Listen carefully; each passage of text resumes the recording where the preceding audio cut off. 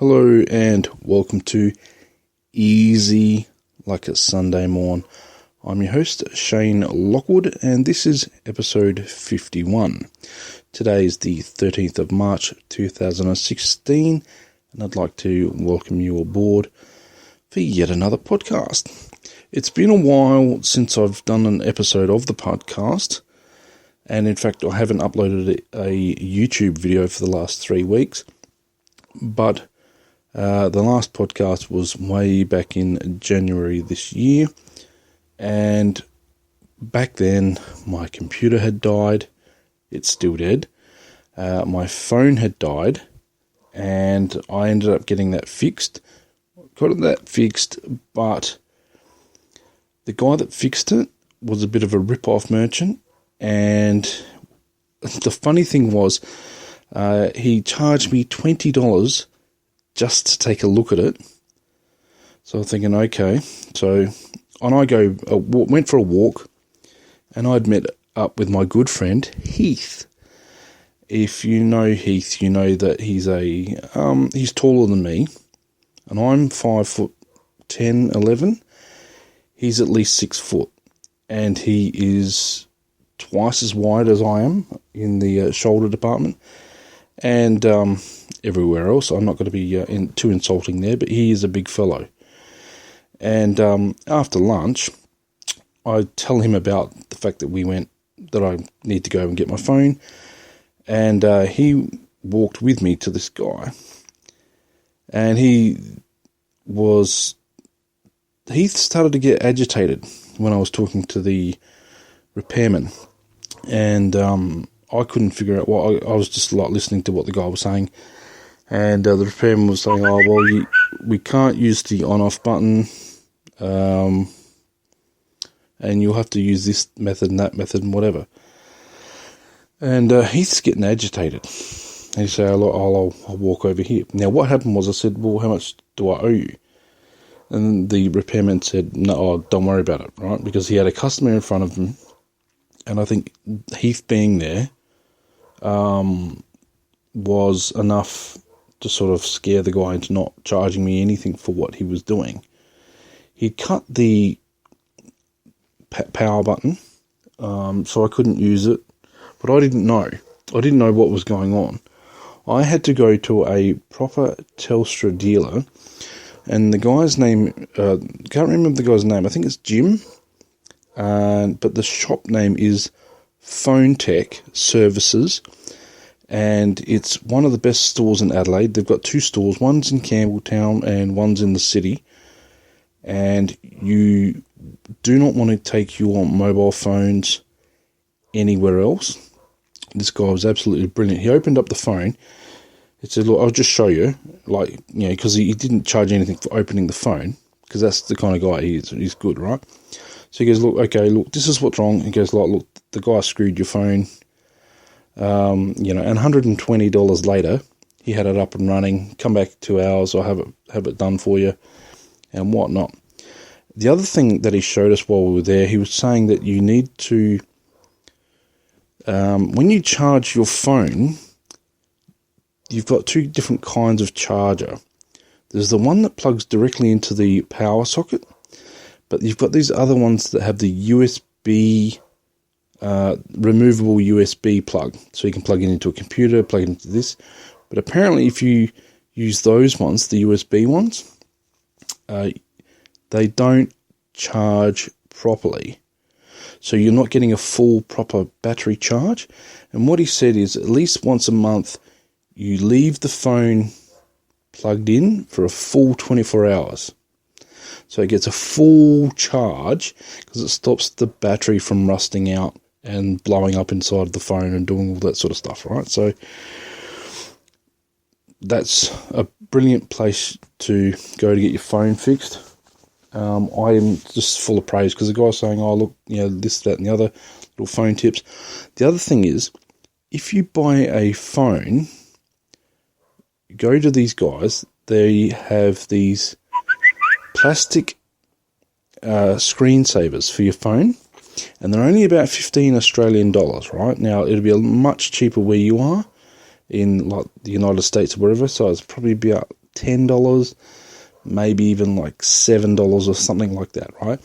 But what they are is just a clear, thin plastic sheet that goes over the top of the screen, right? And they're just screen protectors, right? But he said, look, I'll show you a little trick. And he pulls out this phone, right? And he gets these keys. He gets his car keys, right? He goes, watch this. And he starts hammering these car keys into the phone, the face of the phone, the glass of the phone. And he started smashing, and you hear crink, crink, crink. And you think, oh my God, what are you doing? You're crazy, right? All right. It looked as if he had smashed the screen. So then when he goes, no, watch this. And he peeled back the plastic sheeting, right?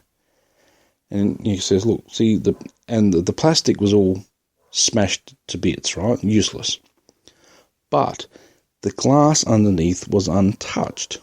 Now, I may have mentioned this in the last podcast, but people are getting ripped off, right?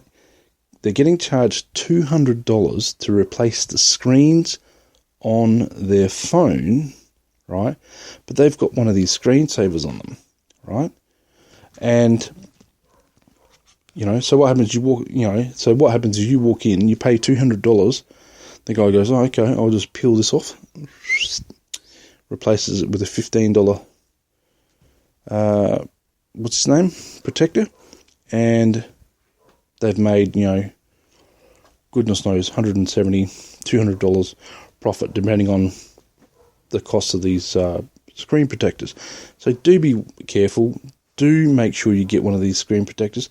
And make sure you don't have one of these USB recharges, because your phone battery will last so much longer if you've got a solid one. And I think they're another $15. So the next time I see that guy, I'm going to insist that I get a proper charger for this phone, because it's chewing power like it shouldn't be.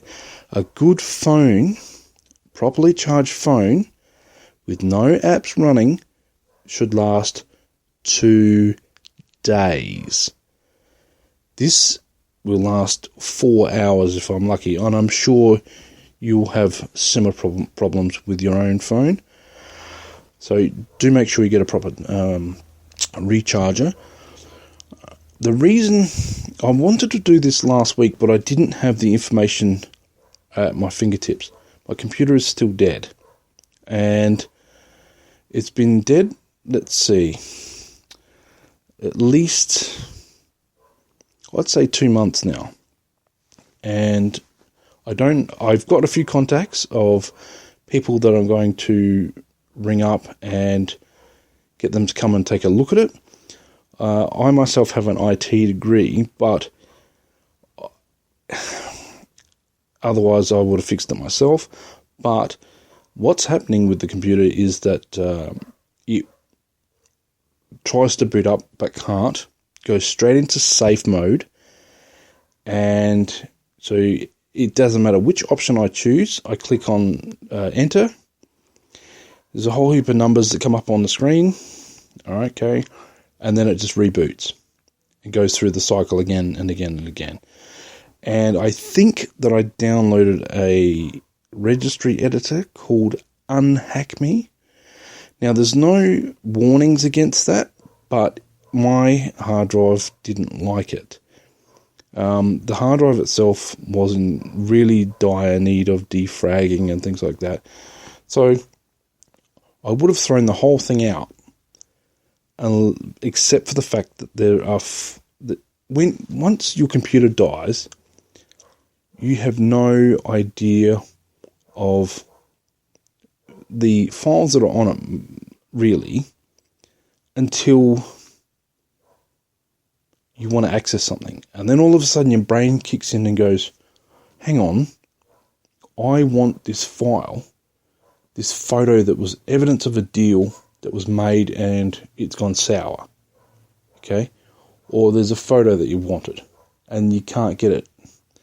You didn't save it to the cloud or whatever happened, and or you've photoshopped something, and I've done Photoshop. All my logos and for my YouTube channel and things like that, they are all on my computer. But anyway, this is called Weight Loss Part 2. And I'm going to be talking about weight loss. Well, I'll get my computer fixed at some point in the future. I'm doing well financially. I've got, well, not well, I'm not struggling. I'll put it that way. I'm putting money aside for various goals and projects, and hopefully things will turn around. And the goal for this year is to be in a better position than I was last year. And there were a few people in my life that were holding me back. And for whatever reason, they've decided to leave my life. And I am a lot better for them having left. This on again, off again kind of relationship that people engage in, and people try to drag my name through the mud. I'm not going to mention names, and I could mention names, but that unfortunately gives them credence that they really don't deserve. The other thing that it does annoy me that these people are in your friends lists and on Facebook and whatnot, and you're subscribed to them on YouTube and whatnot. But these people are holding you back as well. These people are stopping you from getting the views and things that you possibly could be. These people are talking crap about you behind your back. I lost 2 Australian subscribers from my YouTube channel, and you think, what's going on there? Normally I don't care about losing or gaining subscribers because it's an empty thing, right? But when it's 2 Australian subscribers in the same day, someone's talking crap about you, and that's not good. That's not good. I don't, especially when you find out that the things that they were accusing me of, which was something like bias, having a biased opinion, and you stop and you think, hang on a second, you're a homophobe, you are anti-Muslim, right? And I'm not talking about like disagreeing with Islam, right? I disagree with various religions. In fact, I probably disagree with all of them on different areas, right? But there was a whole heap of hate speech and whatnot that was going on, and I decided, now you can post whatever you like on your own Facebook wall, right? But you have to accept the consequences of that. When you start encroaching on my territory and you start posting racist, homophobic crap, basically just intolerance on my wall, when my family can see that, that's when I draw the line. Now, I'm not perfect. I've posted stuff that people have taken offence to as well, but I've removed it straight away. I'll say apologies. Okay, I've crossed the line. But it's rare for me to do that because I think about what I post before I post it. I research stuff before I share it, and I encourage you to do the same. There's a lot of stuff that just does not pass scientific muster. Some of it doesn't even pass common sense. One of the guys that's the guy became a millionaire through Facebook, right? Because what he did, he stole everybody else's memes and ideas and things, put his name on it, right? And everybody likes to share these positive attitude things, so they joined his Facebook group. Now, what was happening was he was redirecting people to his website where he was selling basically snake oil supplements and vitamins and stuff that's been known to be either carcinogenic or highly toxic. And he was saying stuff like chocolate is an octave of the sun and weird and wonderful things like that. So people don't question any of this sort of stuff, right? And then, of course, you've got the Barbara Streisand effect, which is where when you talk negatively about something, it gains exposure. And that had nothing to do with Barbara Streisand. She was basically saying, please stop talking crap about me, rah, rah, which have then just amplified the issue and whatnot. So that's called the Streisand Effect. I've wasted 15 minutes. I've wasted 15 minutes of your time. Anyway, what you can do is use this, because this is about weight loss. I am going to get to it. I promise. You can use this to go for a bit of a jog, go for a bit of a run, and just take your mind off the fact that you're actually walking and running. I personally am going to go for a bit of an hour long walk, run. It takes about an hour, just over an hour, 10 minutes, for me to do like a 5k run, a 5k walk, run. Basically, it's a walk, but I'm interspersing it with the occasional sprint, right? Now, earlier in the year, I started a weight loss campaign, and what I'm going to do is, in order to be accountable, I'm going to be telling you how much I weigh. And I started this journey at 120 kilograms. Now, before you say anything, I am, like I said before, I'm 5'10", and I'm a fairly heavy person, right? But there are people far larger than me. There are people far skinnier than me. But that doesn't matter. I started this journey at 120 kilos. I am down to 115 kilos. So it's 5 kilo weight loss, but it fluctuates every day. So I might go up a kilo, might go down a kilo. But 115 is where I'm at now.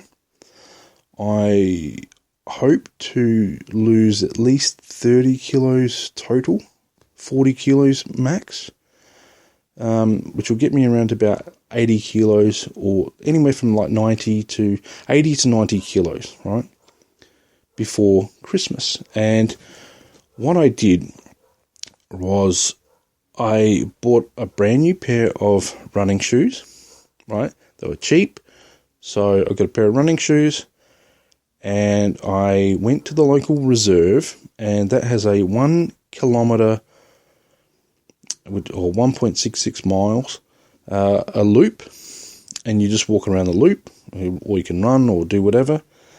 And I do that for 5 times, so that's my 5 kilogram.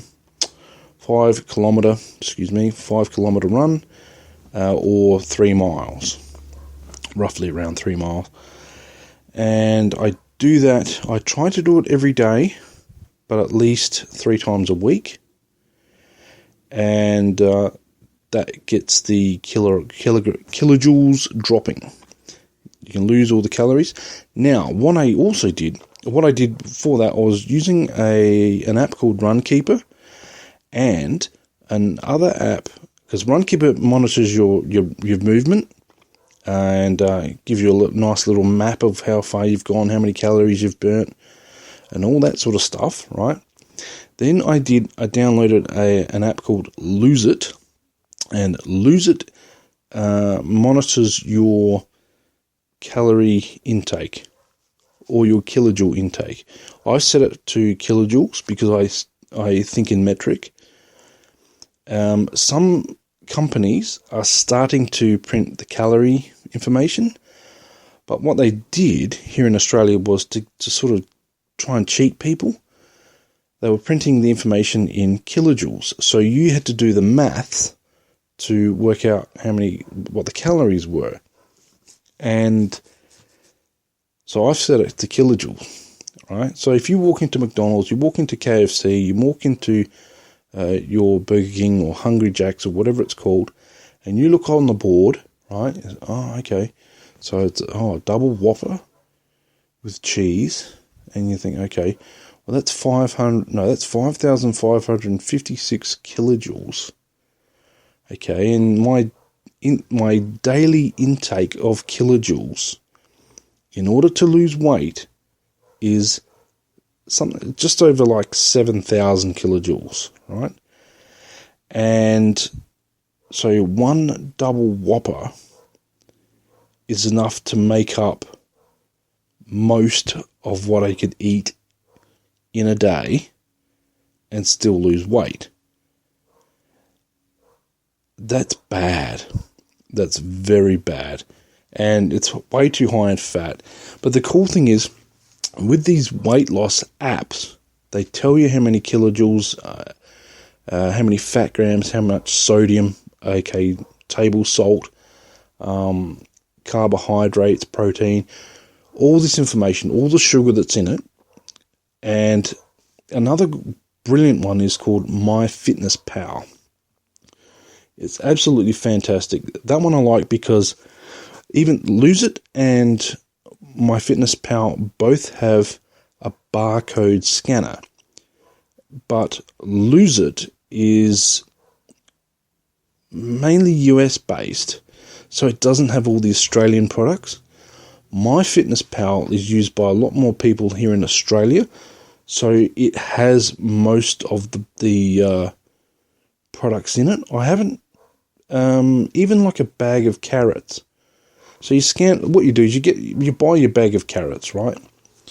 You do your shopping, grocery shopping, and things like that, and then you scan in each of the products, right, as you go to eat them. Right, so you go, okay, a tin of tuna. So you scan it in, okay, and then it will say, well, there are 2 serves, and that's what's key. You've got to learn how to read the dietary information on the back of the packaging, because a lot of the dietary information is based on serves, but then you've got to look at how many serves are in that packaging.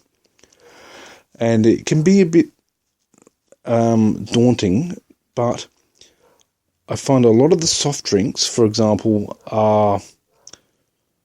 they'll say 1 serve is the entire 600ml a bottle of Coca-Cola, for example.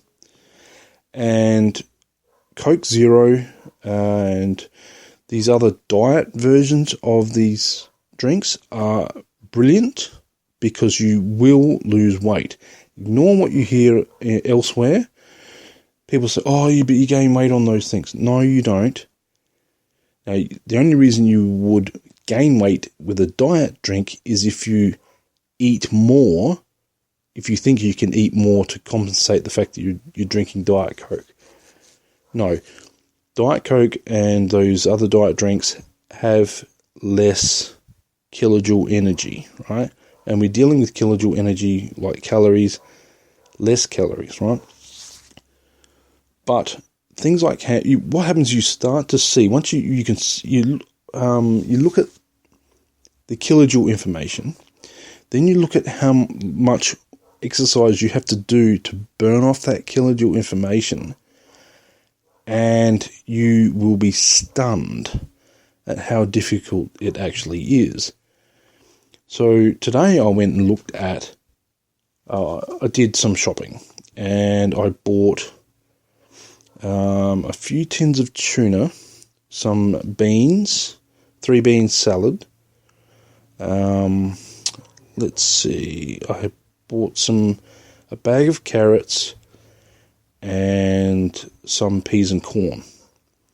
So that what I can do is I can mix all that up, and with the tuna and the corn and the beans and things like that, it becomes like a bit of a mini sort of a salad. And you can make a fair bit of that. And then you can section it off, portion it off, and put it in the fridge, or freeze it, or do what you got to do. And you can plan your meals out. So you go, okay, well, if I have this for lunch, this for breakfast, this for dinner, whatever.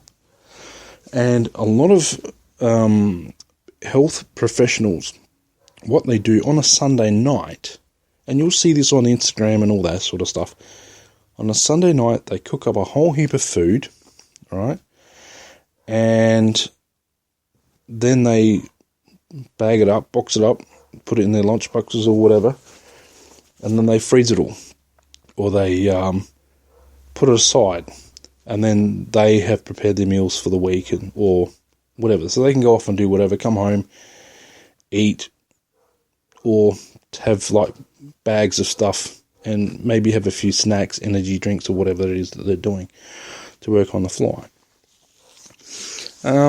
Okay, so I bought all this stuff, and the apps will tell you, okay, well, oh, this is high in fat, or this is high in sugar, or this is low in fat, this is high in protein, this is good for you, this is bad for you. And it sets, based on your height and your weight and the weight that you want to lose and by when, it gives you like a kilojoule limit, really, calorie or kilojoule limit. And as you're entering food, you know, whoops, I went too far. The other day, I decided to have pizza, and wow, pizza's bad. That's right, no, I was shopping and I saw a Snickers bar. A Snickers bar has 1,000 kilojoules of energy to it, and that's 250 calories just in a single Snickers bar. Meaning, in order to burn that off, you have to walk 2.5 kilometers, which means it's a roughly, what's that?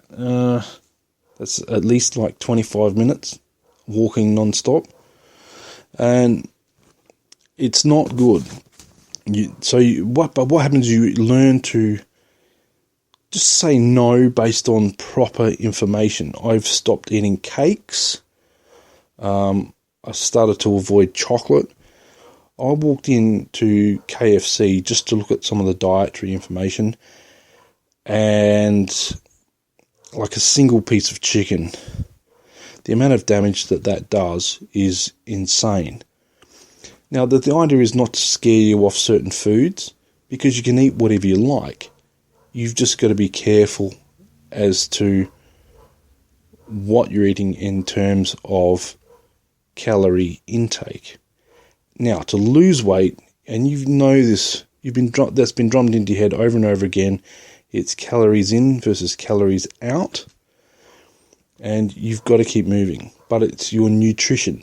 Most of the battle is what you're eating and how much you're eating versus how much you're actually moving to actually burn off that energy.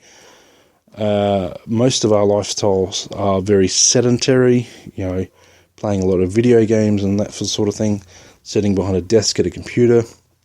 So it's not healthy in that sense. But in a nutshell, if you want to lose weight, you want to eat smaller portions, you want to eat more often, you want to eat more greens like broccoli, bean sprouts and Brussels sprouts and that sort of stuff. You want to eat plenty of walnuts. You want to reduce your carbs a little bit, not too much, but you do need a fair bit of carbs. Read kilojoule information on the packaging. Weigh yourself every day. Do not skip meals, and don't let your weight bring you down. It's just a reminder to say, look, no, I'm not going to go any higher than this. Go for a walk every day. Go for a bit of a run 3 times a week. Make sure it's at least 3 miles or 5 kilometers, and that's a fair chunk. Maybe work up to it. If you're not fit, maybe do a kilometre. And that's just a walk to the shops and back for most people. But get up and get out. Get yourself a pair of walking shoes. Had to get myself a pair of bathroom scales because one of the YouTubers said to throw them out years ago, so I've had to ignore her. Anyway, I've got less than a minute left. I want to say thank you to a guy by the name of David Miller, who reminded me that this show should be weekly, but I've been rather neglectful because of the computer dying. I've become busy, whatever. I also picked up a sponsor for the show. It's SBK Air Conditioning, and he's offering a sale of $100 for maintenance of air conditioners, $90 for pensioners. Let me know if you need that. The code word for the day is CITY. That's CITY. Thank you very much for listening. Vaccines do not cause autism, and I will catch up with you next week. Thanks for listening. Bye for now.